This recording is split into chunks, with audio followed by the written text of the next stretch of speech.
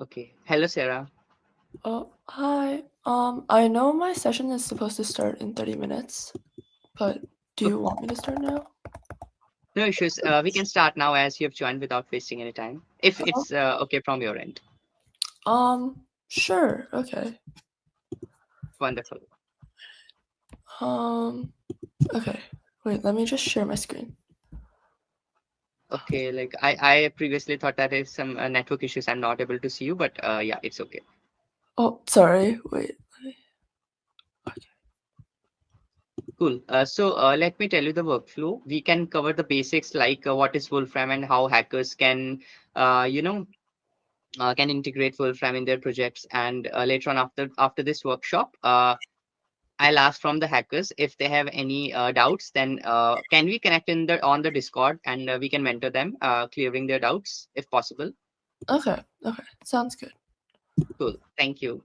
Mm-hmm. Uh, so Rita, we would be having the quiz after this session because this session is supposed to start late. But as we have our mentor, amazing mentor with us, so we'll be wrapping up soon. Then we can start the session. And of course, our mentoring is also going side by side in Discord. So obviously, it's not make sense that we start the quiz right now because most of the hackers are busy over there. So I guess it would be wrapped up by 5 p.m. So after 5 p.m. we can, or at 5 p.m. we can start the quiz. Like I'm really happy to see your excitement though. Uh, Okay. alright. Yeah. Okay. I'll just start. Can you see my screen? Yeah, your screen only is visible. Okay. Okay. Um. So, hi guys.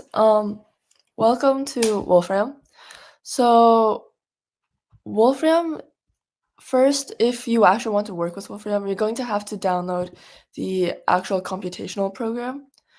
And I know that it does technically talk about pricing, but if you want to be able to use it for your projects, you can go to the Wolfram 1 website and then start a free 15-day trial.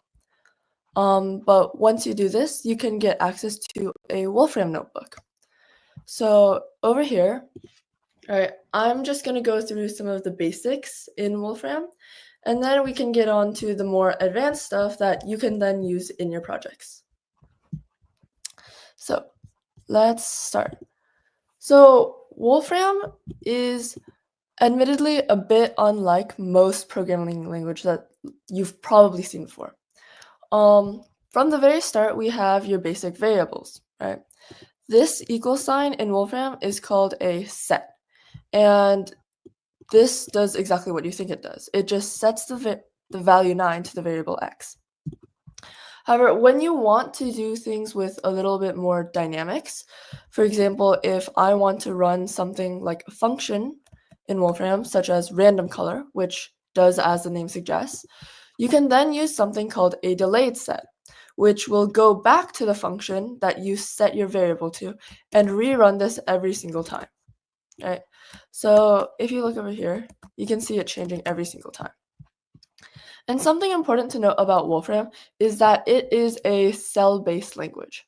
So if you go over here to the plus sign, you'll be able to see that you're going to want Wolfram language input. So here you can type in, let's see, any something variable, hello, right? And once you press Shift Enter on this, you can get your output. So it'll tell you the cell number and the output.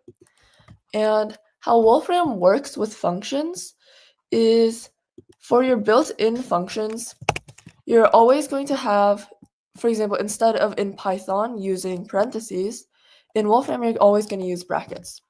So like over here, you can see random color right, will be your brackets to be able to call that function. And something important that you should note is if you want to look into what a built-in function specifically does, you can click on this info sign right here, and it'll take you to the actual documentation to be able to see like all the arguments as well as the various examples and some neat applications that you can use on this. Right. Now, if we go into the more programming side and look at how you make your own functions, you can make your own functions kind of similarly to how you do in Python. Note that you have to use a set delayed here because you want this to call every single time that you actually run the code. So this will be the title of your function.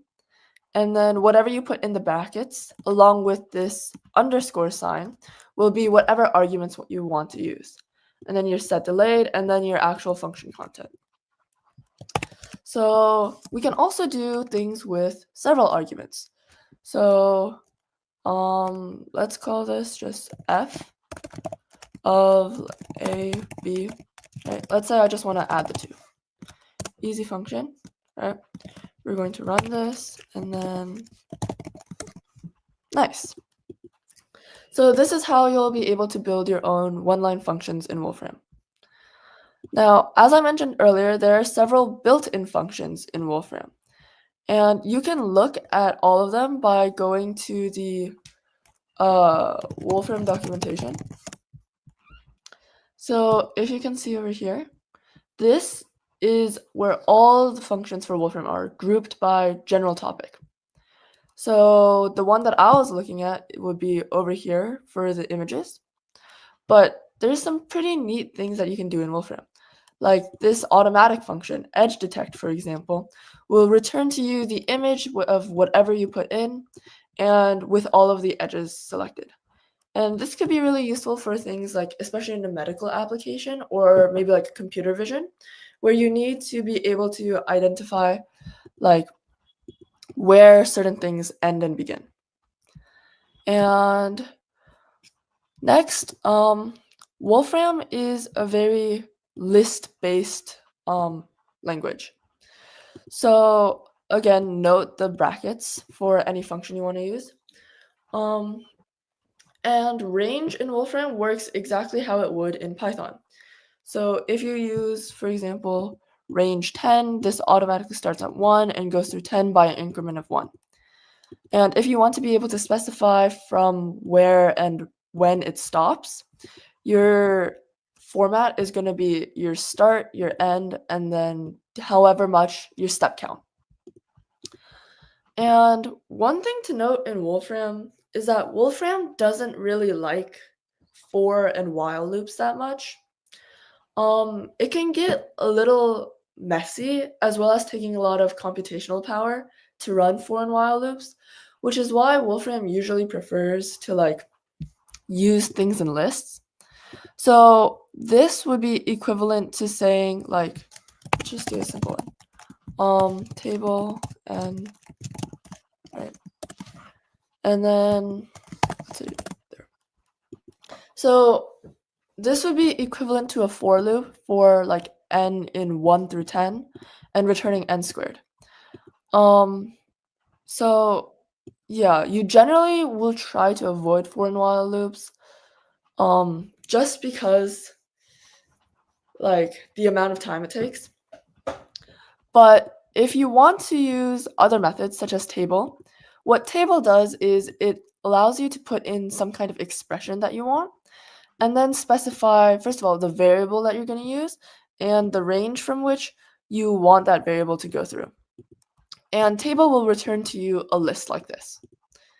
And you can also note that it's pretty similar to range in that it starts, like for this example, it starts at 2, ends at 10, but has a step counter of 2. So your format is still start, end, step counter. Okay. And you can also have some more advanced functions.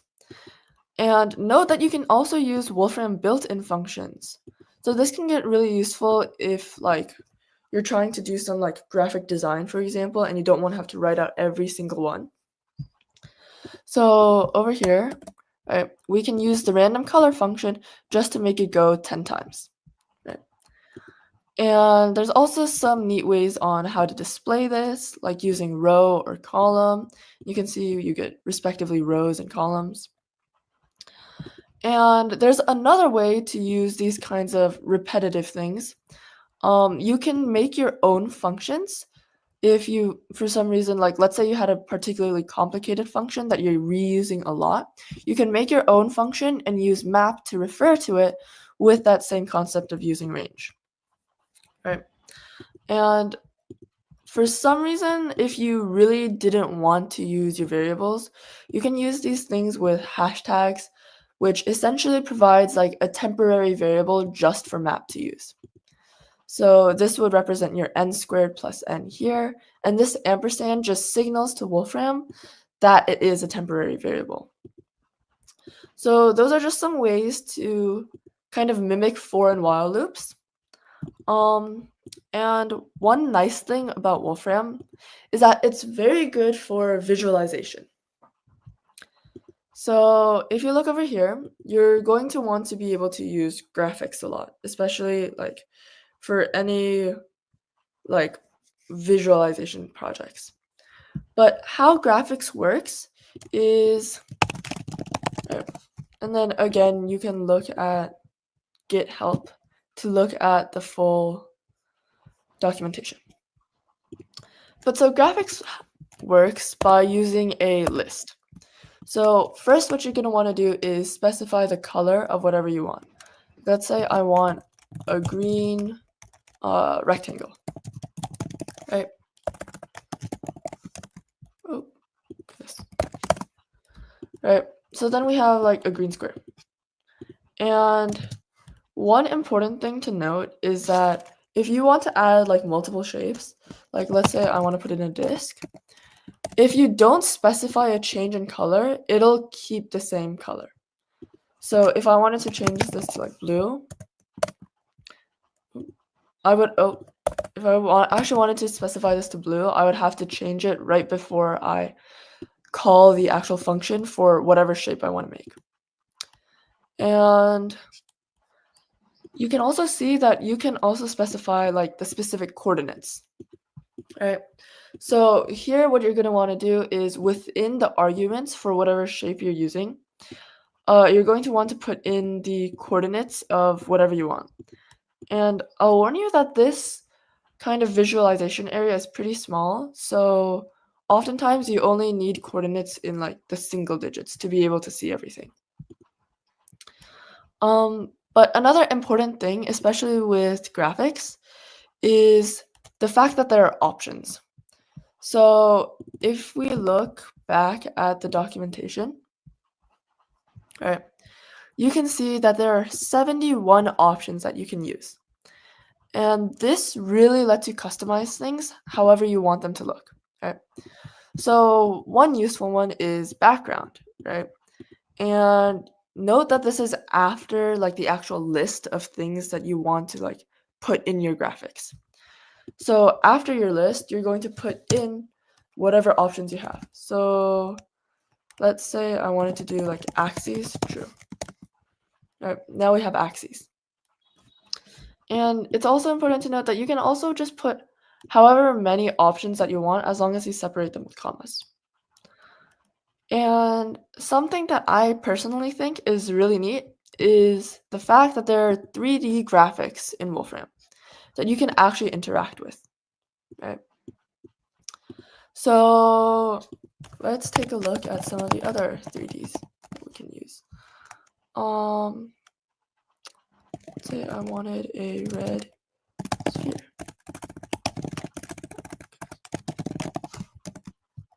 Oh, that is part. Right.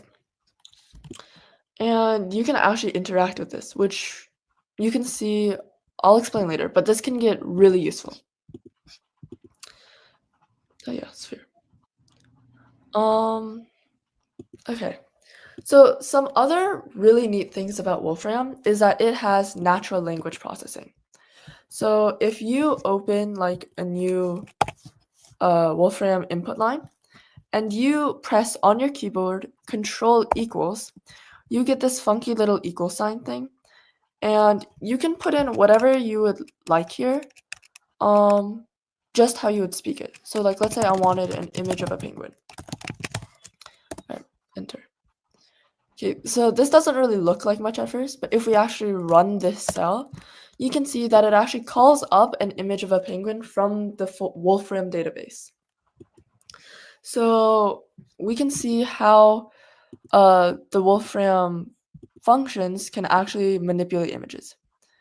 So like that, And there's some pretty neat functions. Like this one removes the background. So you can see all of the blue, the sky is gone, as well as being able to resize images and even compose them so that you can stack images on top of each other. So like, let's say I just wanted to see the image of light bulb. Right. Neat. Okay, so that's what it looks like. And then what I did here was I removed the background just so like it wouldn't fully cover the thing. But you can see that my photo of a goat is right under the photo of a light bulb. You can see over there. So these are ways to kind of do some basic image manipulation, which might be useful for CV. So you can see color negate, and some also pretty neat things is this stuff, image effect and image restyle. So what this does is it actually takes the image and physically changes the style that it's like formatted in. So I can change this to like oil painting, as you can see, or I could change it to charcoal. Oh, that is my bad. I have not run this line. Yeah, so then you can see that we can actually put like a charcoal effect on the image. And then there's also stuff like image restyle, where you can combine like a photo and the style of another. So like this is Vincent van Gogh's Starry Night, right? And you can combine this with our little goat image to get a goat image that hopefully takes the style of Starry Night and puts it together. And like I mentioned earlier, there's stuff like edge detect. And note that there are usually extra arguments that you can put for like extra customizability. Yeah, and moving back to some of the more basic programming things, one of the things that are kind of important in Wolfram are strings. So if I just put in some random text like hi, this is a string in Wolfram. Although if you really want to show it, you would usually put quotation marks, just like any other coding language. And also kind of neat thing, but note that there's also random options for most like objects in Wolfram. Like just how there was random color, there's random word that pulls from the dictionary in Wolfram to give you a random word. And remember that everything in Wolfram is function based. So you can see here, string split will separate on every single space and return to you a list. Right? So this is equivalent to your like python.split. And then there's also some things like string join. So to be able to manipulate two strings together, you can use string join to mash them together. Now, what this function riffle does is if you give it a list of strings and you give it another string as your argument, you can put in this string between every single object in your list. And this might be useful if you're doing some kind of like text-based game or something like that. Now, there are also things you can do like string part, where if you have a string, you can get the specific letter at the specified index. A very important thing, Wolfram is not zero-based index. It starts at 1. So this E would be 1, V would be 2, lowercase e would be 3. Okay. And some other basic stuff, string length gives you the length. String drop will actually go to the index that you specify and drop everything before it. So you can see over here like 1, 2, 3. So all of these would be gone and we only get L text. And there are also some pretty easy ways that you can like reverse and further manipulate strings, which is pretty nice. And lists actually work rather similarly to this. So given a random list, also note that you signify a list with curly braces since brackets are for functions.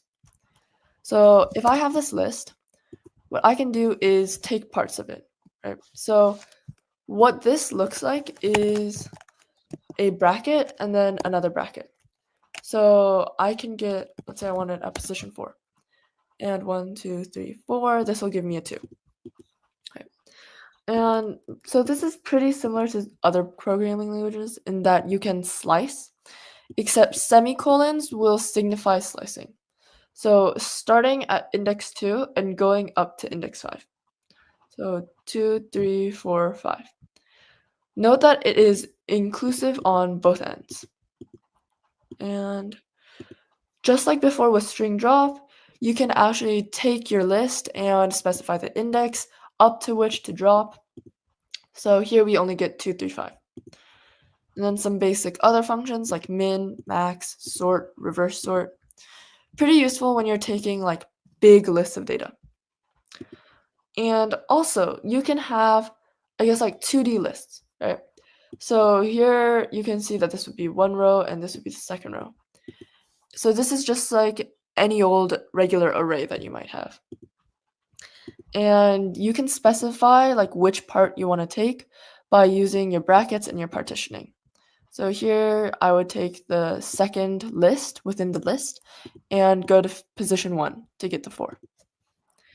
And if I have, this is especially useful for like big chunks of data where you have lists inside of lists inside of lists. But if you don't want that, you can use a function called flatten, which will give you just all of the data points just in one big list. And then also just ways to further join the two. Now, there's some other stuff that's pretty useful, like module. So this will work like most of your regular functions in other programming languages. So what module allows you to do is store local variables. So the actual format for this. So you'll first provide it a list of whatever variables you're trying to use. So let's say I want like a equals 4, b equals 5. And this is really useful when you have global variables that you don't want to be messing around with. Okay. So let's say I want a minus b. Neat. Okay. But let's say I wanted like a, b. And I was actually going to set these later on, like if I wanted some input from the user or something like that. But let's say I just set this later to a equals 4 and b equals 5. B equals 6, sure. And do a plus b. 10. Note that the semicolons allow you to go onto more than one line. And also, if you add a semicolon to a line, it'll stop outputting it into like the cell. Yeah. So this is useful for some compartmentalization of your code. Now, if we look at some basic conditionals, so even conditionals in Wolfram will be in this kind of like function mode. So what I mean by that is if I take a certain module and let's just do yeah, a equals 3, b equals 3. Okay. And I want to say if a equals b. So that still works the same. What your next part of your function will be, your next argument, will be whatever you want to return when that is true. So let's say a equals b. And then your third argument will be whatever is returned when this is not true. A does not equal b. So let's run that, and you can see that it returns a equals b because a equals b. But also, if you want to do stuff with like your if else, you're going to use a function called which. So which is going to be like your if else. And that is really important because it's not just like a series of if statements. So your order that you put your conditionals is very important for which. So let's say a equals b. A equals b. And then let's say a is greater than b. A is greater than b. But Wolfram will check each conditional sequentially. So if one of these is true before any of the rest, it won't run like the resulting thing if it's after. So like a is less than b, a is less than b. But this lets you be specific about your conditionals. So let's say I wanted to put 4. right? And you can see that it actually returns what I wanted it to because I put A is greater than B, A is greater than B, all right? So these are just some basic conditionals that you should keep in mind when actually working with Wolfram. Well, now that we've gone through some of the more basic, just how to code in Wolfram things, we can actually look at the fun stuff. So something that is really useful in Wolfram is Wolfram's data repository. So we can actually kind of see over here. If you just search up Wolfram data repository on like Google, you can actually get to the full website. So here, Wolfram has specific categories as well as types of data that you can freely use just straight within the Wolfram. So like if I wanted, I don't know, language. And then you can see these data sets of just straight translations, encyclopedias, so on and so forth, right? So let's say I wanted to get the data of this, like COVID-19 hospital resource use projections. And you can actually note that if I just type in resource object and I put my quotes here, it'll give me a list of all of the different databases that I can use.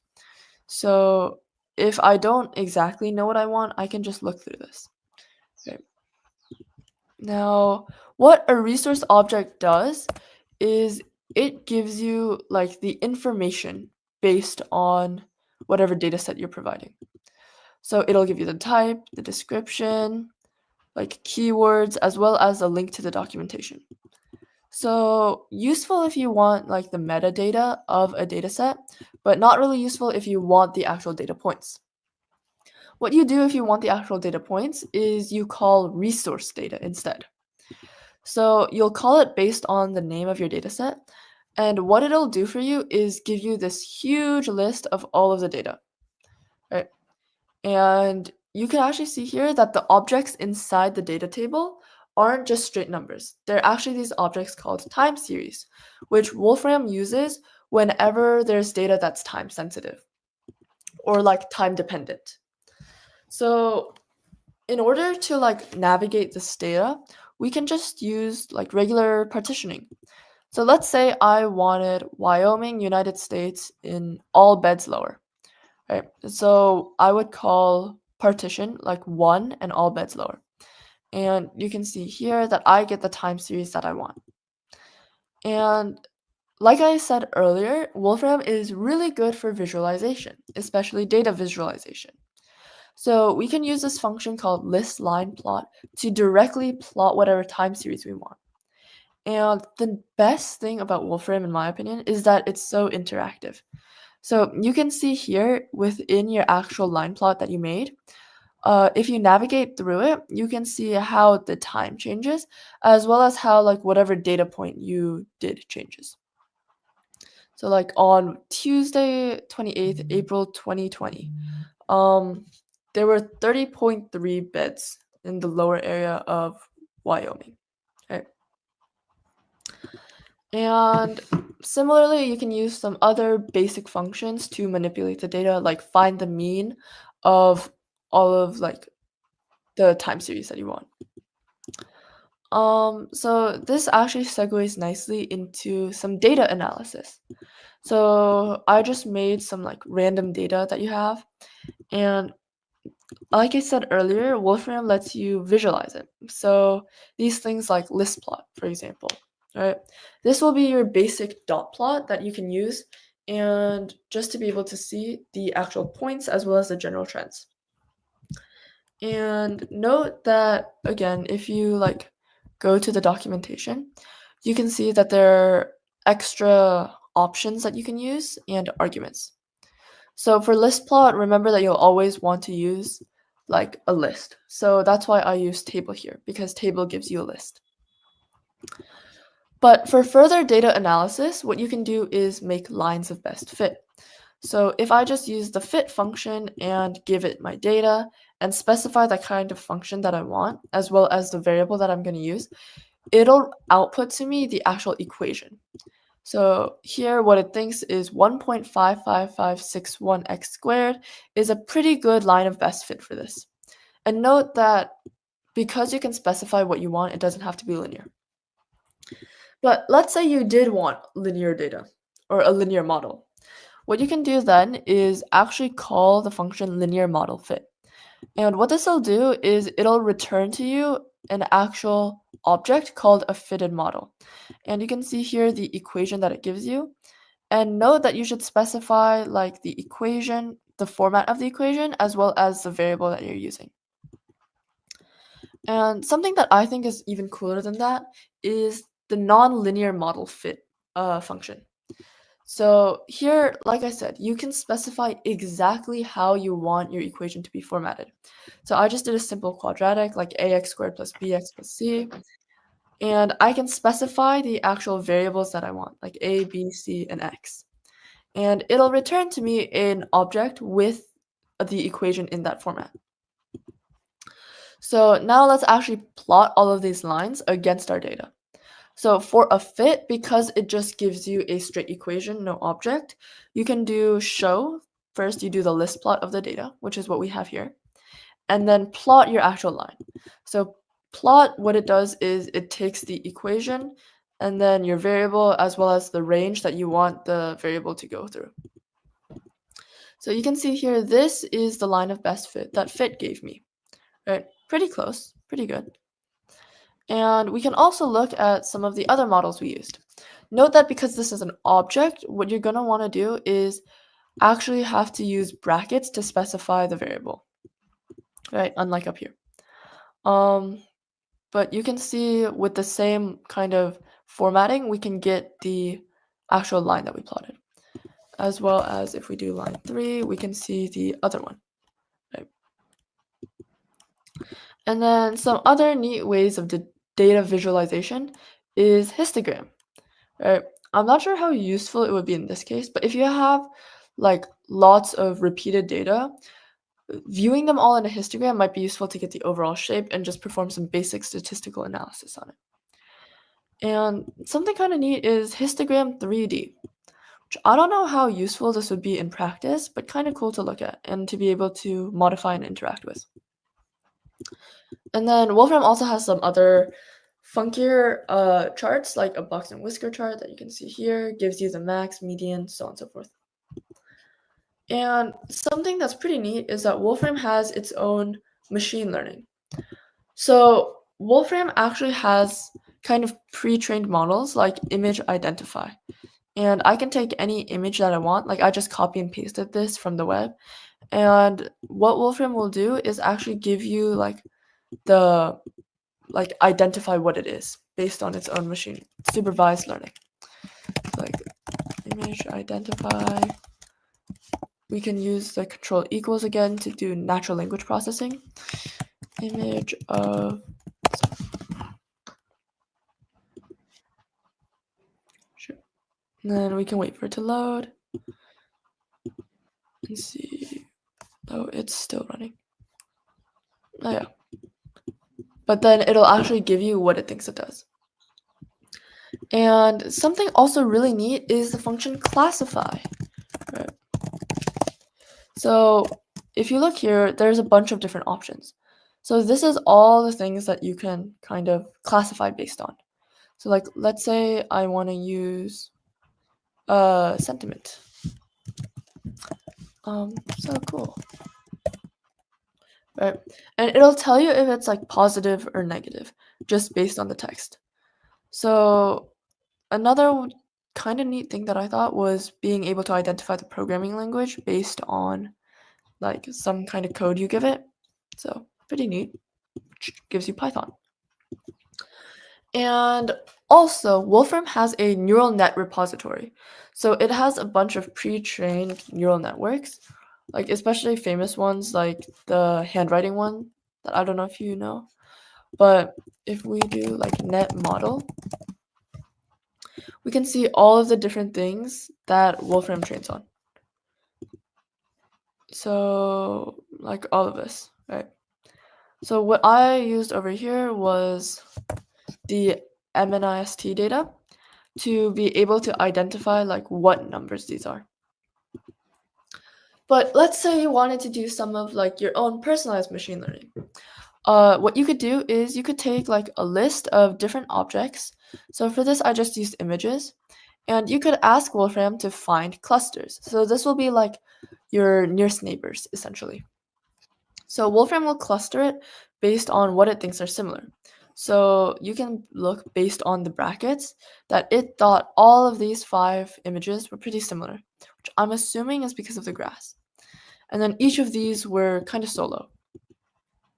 But if you really want to see like what this looks like to Wolfram, you can call a function called nearest neighbor graph, and this specifies how many clusters you want it into and label the vertices. So you can see over here that these were the 2 things that it's sorted based on. Okay. So I thought these were pretty similar, and I thought these were pretty similar. Now, for my personal favorite thing about Wolfram is its chemistry database. So my personal favorite thing about Wolfram is its chemistry database.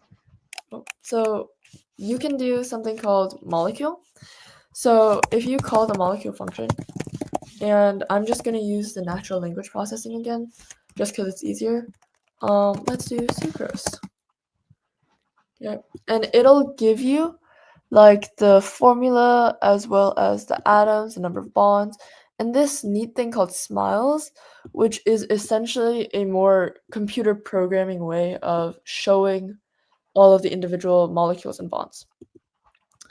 But one thing kind of neat is you can take any molecule you want and be able to get some information based off of it, like molar mass. So you can see over here, you can look at all of the various things that you can get. Yeah. I will say, however, not all of these actually have like data to go back with it.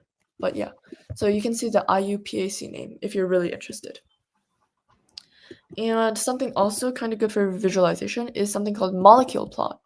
So you can see the 2D molecule plot of the actual whatever you specify, right? And it'll show you all the bonds and in a pretty easy to see shorthand way. Interview का एक बहुत ही crucial part होता है अपने projects को अच्छे से explain करना. Oh, sorry? Yes, we can move forward. Oh, Yeah. okay.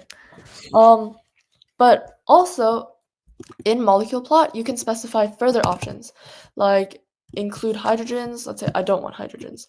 And we can see how this image changes. So it reduces it from showing the single bonds to hydrogens into just simple OHs. Now, something also kind of cool is molecule plot 3D. So let's just use glucose again. And you can see an actual interactive 3D plot of all of the various molecules in glucose. Right? Pretty cool. And Wolfram also lets you work with more biological molecules. Like if I want a peptide, I'll show you the format actually. The biosequence. And here are the different options that you can use. Actually, let's just say I wanted to use some DNA. And I did ATTGCCA, something like that. And it'll tell you like the type of the object, length, and the composition of each. All right. So another neat thing about Wolfram is, like I mentioned earlier, the resource functions, like the function repository. So if you look for the resource function biosequence molecule plot, you can actually plot like these various biological sequences. So like let's say I wanted to plot this peptide, then you can see all of the bonds and all of the elements as well as labeled by the actual amino acids that they're using. So, and of course there's always a 3D version of this. So you can see over there, it's still labeled by the amino acids, but gives you a more like 3D way of viewing and interacting with it. But yeah, that was hopefully a pretty quick summary of the various things you can do in Wolfram. And I can put this notebook in the Discord for people to just mess around with. But yeah, do we have any questions? Yes, Sarah, I wanted to ask, like, what is the most suitable project, or can you share some of the project ideas that you think are the good projects that the hackers can build in short amount of time in a hackathon using Wolfram? Sure. I will say if you're looking for short programs, you can look at, wait, let me share my screen again.